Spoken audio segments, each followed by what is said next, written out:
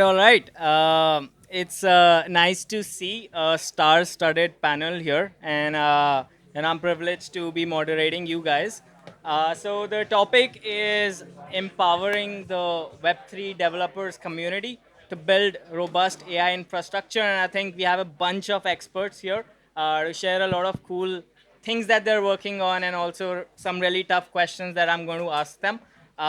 So yeah, I think just to warm up you guys, maybe we can get started with a round of quick introductions. Feel free to talk about yourself, what you're building, and then we can get started with the questions. Yeah.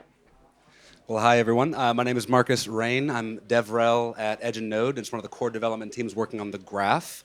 And I've been with the team for about a year and a half now. And we've just announced our AI infrastructure white paper, and we're pushing into that in this coming year. So this is a fantastic time for this panel and getting ideas out there about how we can get more incentivization in Web3 for AI. So yeah, nice to see everyone.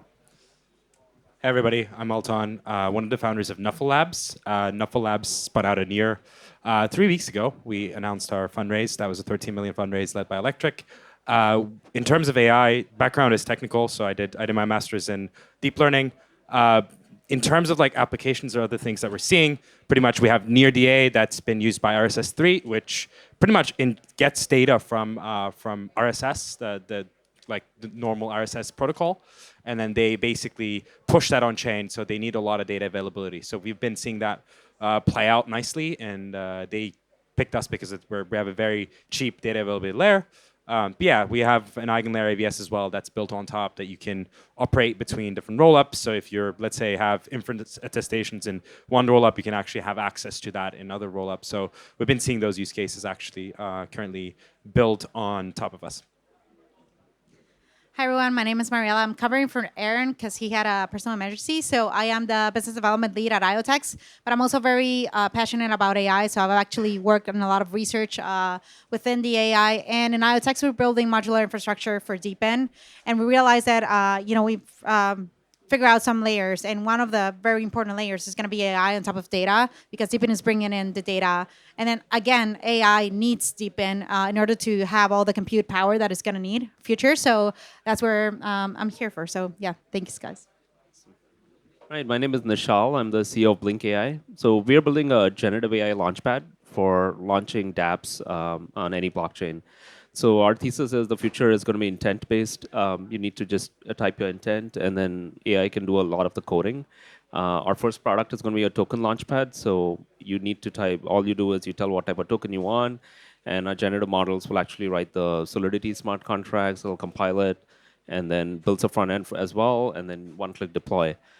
Post that, we're working on AI building bonding curves if you wanted to put liquidity on a bonding curve or go straight to a DEX, but you can specify all of that in plain English. We have light and pro modes, so someone who doesn't know coding at all never needs to look at the code that's being built by the AI, and you could just deploy it with clicks. And in the pro mode, you can actually go in, take a look. AI will explain how the code's written. Similar to Perplexity, you can see the attribution as well, where the code came from, how much of it is audited, and the risks profile of the smart contracts as well. But yeah, we'll have a ton more products as well launching later this year. We are first starting off with a token launchpad. NFTs are after that, text to NFTs, and then we're working on text to layer twos as well. Great, and I'll just close the loop. So my name is Sam, short for Sambhav. I'm the CEO of Interact. Interact is one of Web3's largest communities of on-chain users. We have more than 12 million users, and we help and work with a lot of brands whom we help with AI-powered incentivization and targeting models on who the best contributors for them are going to be, who should they distribute their token incentives to, who can become their early adopters or evangelists, so on and so forth.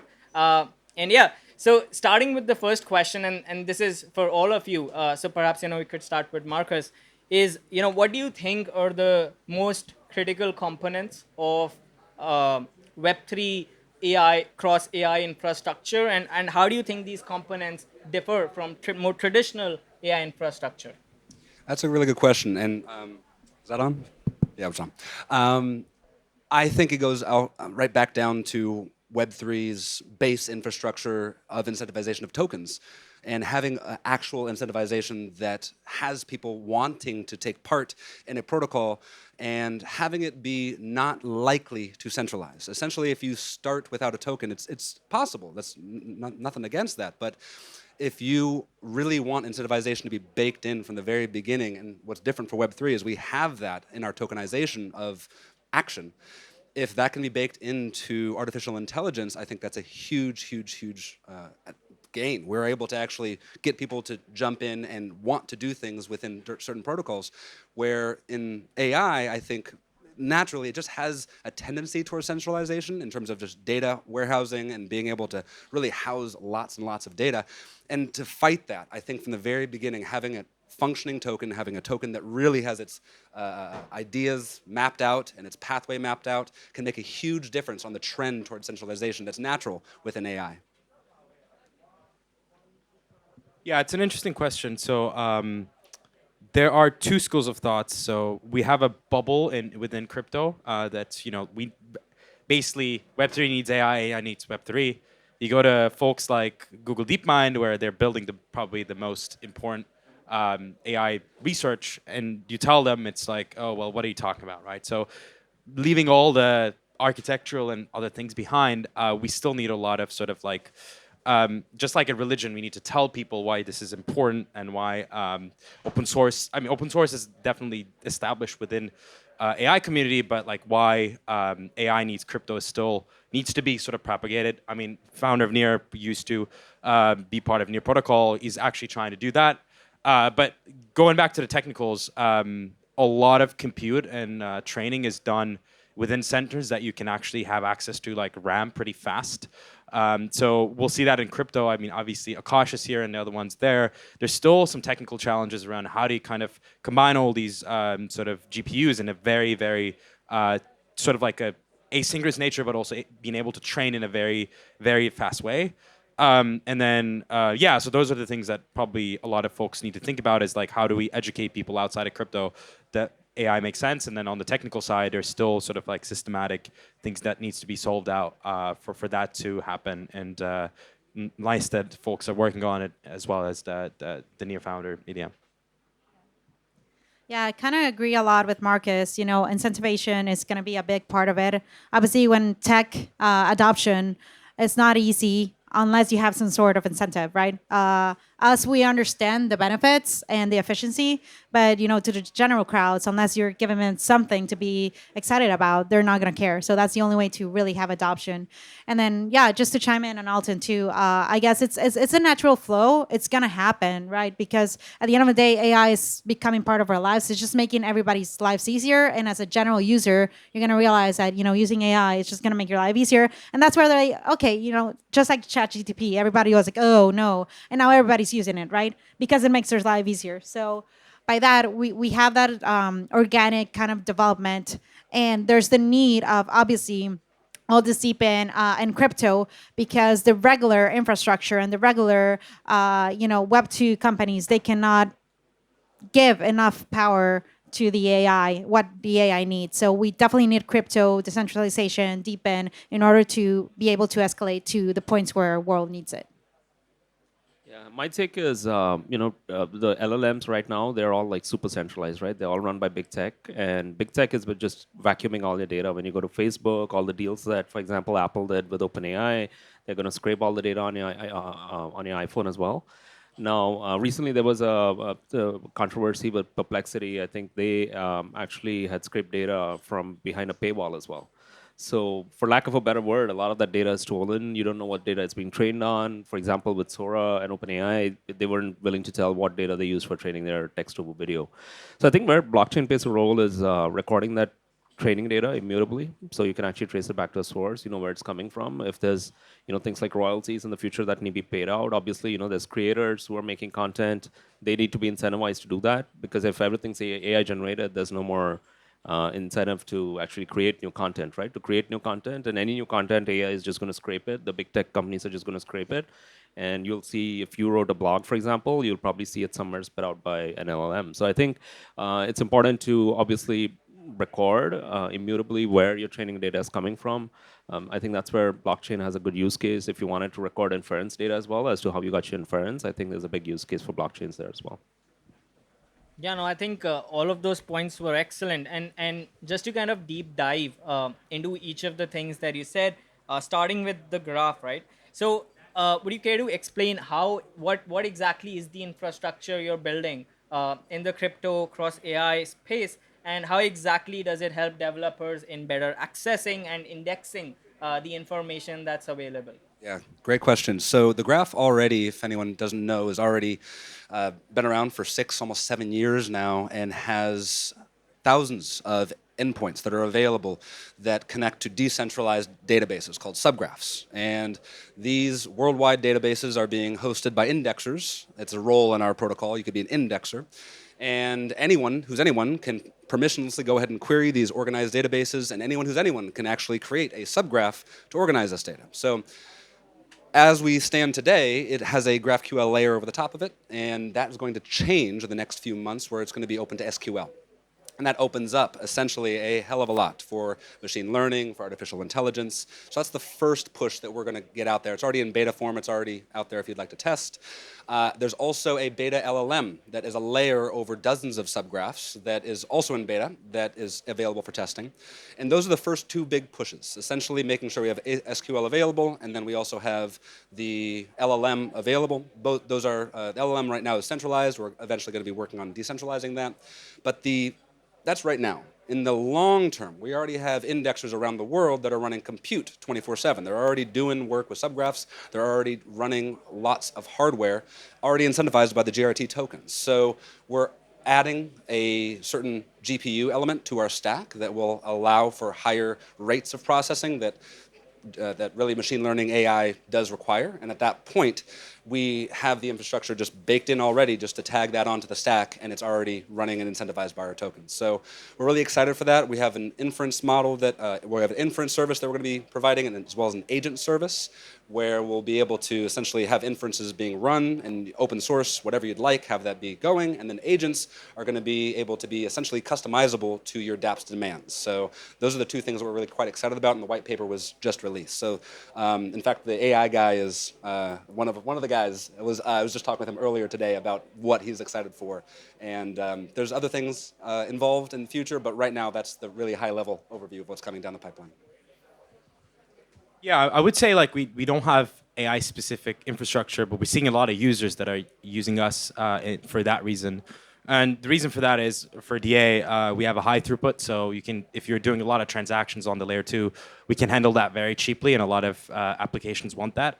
The other things I'm seeing, I guess, outside of Nuffle, but inside near is to well, first, like if you're writing smart contracts and if you're doing that with LLM, how do you formally prove that the thing's actually correct before you actually sort of deploy that onto a blockchain so that basically this the AI is not going to rug you.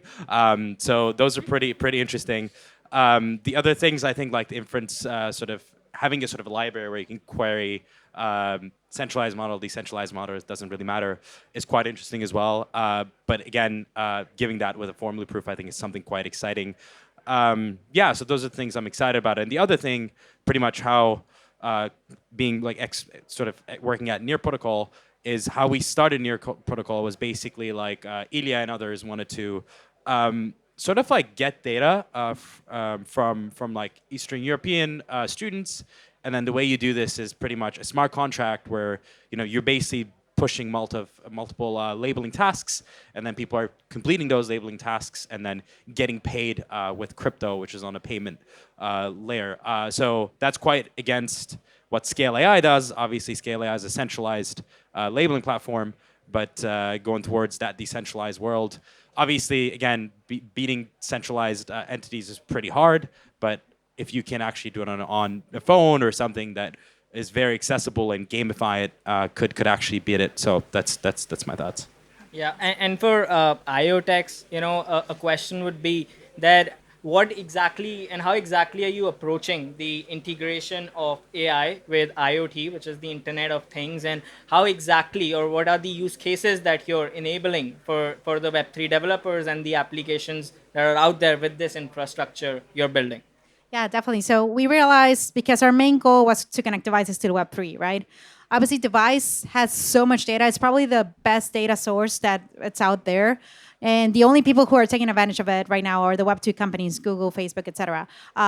So what we wanted to do is to grab the data and put it open source for two things. One, for to reward the user for sharing its data, right? Instead of the big companies making money out of it.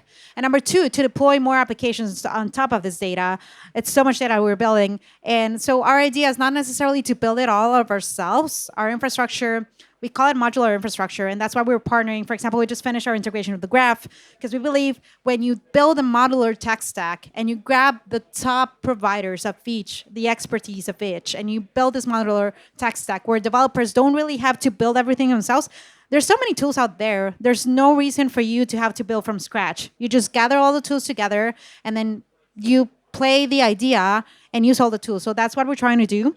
We connect directly to devices, but we're building this modular infrastructure with our partners to make sure that developers can easily deploy any deepen device contract. So we're seeing a lot of new use cases, whether it's power stations for cars, generating all that data, car data for insurance for companies, satellite imagery also for insurance, weather stations to make sure we have accurate data on weather stations, even GPU data that people don't really aren't really using it, but GPU data can also serve a better infrastructure, or even solar energy, because solar energy depends a lot on, they need to know how the energy grid is working to provide better resources.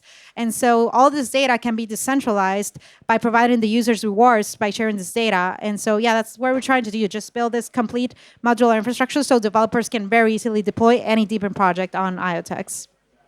Yeah, and one specific question for Blink AI would be, how exactly do you envision the role of generative AI is going to be in the future of Web3, and how exactly are you contributing to support that kind of a vision? Yeah, absolutely. So we're again, we use a combination of different models, centralized as well as we use Llama open source models. But right, I mean, in the future, if you look at it, most of the content's going to be generated by AI. I think that for us in our specific use cases, for example, NFTs, we basically want to open it up to more people to come launch NFTs. Web3 is pretty intimidating, even for Web2 people. My wife is a Web2 backend developer, and she's still, I've been in crypto for 8 years now, and she's still intimidated by Web3. So we're trying to abstract away all of that, and that's where Gen AI comes in. I don't know if you've seen some of the demos of Claude. We use Claude internally as well. Claude can write beautiful code. So we actually leverage a lot of the models depending on our use case. But the idea is for us, again, token is just one part of it. You can go launch a token on pump.fun if you want for $2, but that's just a very small use case, right? But you need to have a front end page as well. So Gen AI can actually write a front end page. We've actually building front end generation capabilities. We actually use the graph scaffold ETH. If you build a smart contract and just as a developer want to interact with it, we've integrated with the graph, and you can go and interact with scaffold lead directly, and then we create a subgraph as well for you guys. We build that as well. So we are kind of focused on getting more people into Web3. If you look at Web2 has millions of applications. Web3 just doesn't have as many applications, right? As many apps. I think we got to get more people into that, and that's where I think generative AI can help, is being able to abstract away a lot of the complexities of Web3 as well. Yeah, no, I think all of you talked about a bunch of cool, innovative use cases of Web3 cross AI. But now let's shift gears for a moment and let's talk about security. So, what do you think are the key considerations when it comes to security, building this AI cross Web3 infrastructure? And, how do you think we can all kind of play a role in making sure we are on the right side of it? That's a big question. That's a big question. I mean, who here saw Microsoft pull back from their screenshot application? Isn't that fun? All the promises that we are going to be hearing, and it's going to be interesting. We'll just say that. I am not a researcher. I'm actually more curious on some of the more technical side on the security aspect of things. But as far as community and interacting with people and having the people understand what they are doing when they type into ChatGPT their entire, last year's, I don't know, their budget. and they put in all their information of everything they bought. Well, that's not their data anymore. So what does that mean? And what does that do to them? And I'll hand that mic over to you on that security aspect of it. Yeah, I mean, there's a couple of ways to think about it, right? Inference services. So if an inference service got hacked, and if you're running an on-chain service, again, you're running in a very, very sort of a bad place because somebody's going to hack you, and then you're not even going to know the hack because it's going to come from another source. So that's where zkML comes in and improving the proof. The other side of things is obviously data, right? Like again, comes with the same perspective, I guess, but essentially providing the wrong set of data for an inference rather than right inference. So those are the things I'm thinking about. Hallucinations is also a problem. Let's assume you build a DeFi app and it suddenly model decides to hallucinate and things go wrong. There's a bunch of things. I mean, it's probabilistic models. So that's one of the things that scares me a lot. But also, humans are probabilistic too, in a sense that actually we are, given a situation, we will respond to certain things differently. So guardrails around checking things bunch of times before it goes to production is probably the way to go. And people say audits are going to go away with AI. I just don't think so for a while, because there's always going to be creativity involved with hacking, and people will always go towards like let me find out this bug that I found. Well, AI doesn't know because AI doesn't have a history of that being happened. Like so, those are the problems we'll see. Not only for obviously for crypto, but also with AI as well. That will probably impact our society. I think it comes down to one thing, and it's trust. Trust from the user to provide the data, and then trust from the demand side to trust the data is accurate. So at IoTex, we've thought about this a lot. And from the user perspective, obviously we're handling device data, which sometimes can be sensitive data. So what we figure out is, the CK proofs are a really good way to go about this to make sure you're protecting the user data while at the same time obtaining whatever data you need to implement. Now, on the demand side, you need verifiability. That's the thing. You need to make sure that the data you're obtaining is truthful, is transparent. That's why we decided to, and we're one of the few ones connecting devices directly to Web3 instead of a cloud. So we're kind of solving this by getting device direct data and also having extra verifiability layers that we're gonna deploy, like identification layer, a security layer, just to make sure that you have the accurate data to move forward. But yeah, as long as you can trust the data that's coming and people can trust that they can share the data, I think that's gonna be the main thing moving forward. Yeah, so if you believe Sam Altman, I think it's going to be solved in a couple of years once we have AGI. But jokes apart, I think for us, obviously security is a big concern because of AI-generated code. So we actually, once we recommend to people to get their code audited. So we work with security partners, and here's AI-generated code. We do attribution, so people know if it's coming from OpenZeppelin, it's audited code. So you can see which part of the code was actually generated with the AI, which part of the code was attributed to OpenZeppelin, for example, and then they got to get their audits done, obviously. So I think in a few years, hopefully, with AGI, that's going to get solved. Yeah. By the way, we just had the zkPass team member join us as well. Bit late for the panel, but in time nonetheless. So one question just to kind of like bring you right up to speed is how do you think zkPass can leverage zero knowledge proofs and other technologies to support the developers who are building in the Web3 cross AI space? Yeah, so I think there's a lot of different techniques that we could enhance developer experience. One is definitely documented documentations to allow developers to be just quickly onboarded onto the SDK and in general, and also like regarding to just the AI aspects of this, I think there are a lot of AI tools that are available that we're also experimenting with building to enhance developer experience, and that's pretty much two points that we're focusing on. Yeah, absolutely. And then one last question for the entire panel, and then maybe we can start again with you, Marcus, is, as someone who's, let's say, a developer and just starting out in this space of Web3 cross AI, what would you kind of share with them? How can they make the best of the trends that you're seeing? Yeah. What I to understand and learn in the age of AI, I mean, I'm using AI regularly to teach me different concepts, and I've really had my learning experience enhanced significantly. And I'm using cookbook.dev when I'm going to certain different crypto sites and learning, and they do such a good job scraping and getting information and creating something that's usable quickly. So if you're just getting into this ecosystem Web3, you have been given a red carpet in terms of the accessibility of information, the ability to have critical thought be computed for you. I mean, that is just so helpful. So, in terms of getting developers going right away in any ecosystem, finding a way to with Edge and Node right now, we're working on our documentation, integrating with certain AI scraping products and having a certain way to meet developers where they're at. I mean, developers are all over the place, but we need to find where they're at. We need to find what they're doing,